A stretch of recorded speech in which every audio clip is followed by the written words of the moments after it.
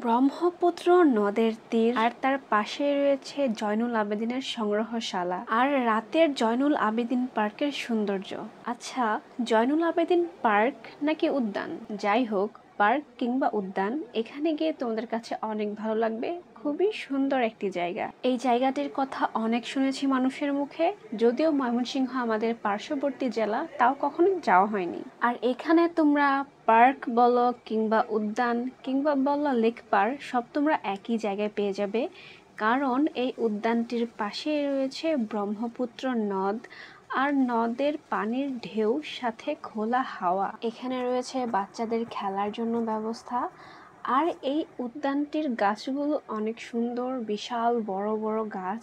আমাদের বাচ্চাটাও বলছিল কত বড় বড় গাছ।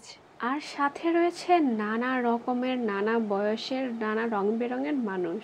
এটা হচ্ছে গেটের বাহিরের দিক। এখানে রয়েছে একটি ভাস্কর্য জয়নুল আবেদিনের, আর রয়েছে মেন গেট। আর মেন গেটের ঠিক সামনে রয়েছে জয়নুল আবেদিন সংগ্রহশালা। যেহেতু আমরা শনিবারে গিয়েছিলাম, সেদিন এটি অফ ছিল। যেহেতু আমাদের সাথে একটি বাচ্চা ছিল, তাই আমরা প্রথম তাকে নিয়ে যাই খেলাধুলা করার জন্য। সে সেখানে তার ইচ্ছা মতো খেলাধুলা করে।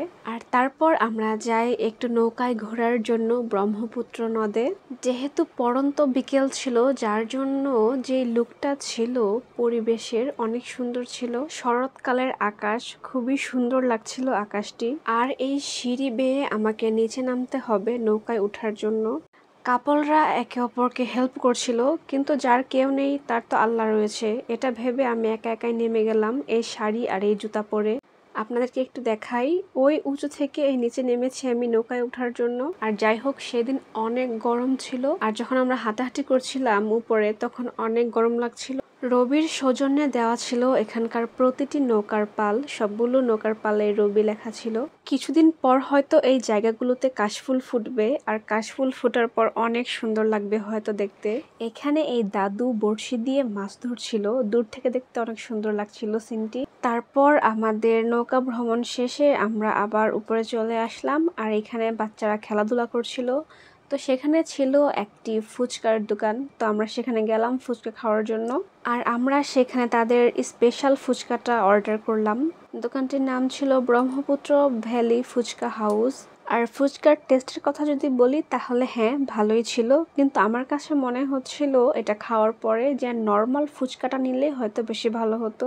ফুচকা খেয়ে বের হওয়ার পর দেখি সন্ধ্যা হয়ে গিয়েছে, আর তখনও অনেক মানুষ ছিল। আর আমরা চলে আসার সময় দেখছিলাম একটা ছোট্ট মেয়ে সেখানে নাচ করছিল, আর অনেক মানুষ দাঁড়িয়ে দাঁড়িয়ে দেখছিল। আর তারপর আমরা সোজা বাসায় চলে আসি। আজকের মতো এই পর্যন্তই, টাটা।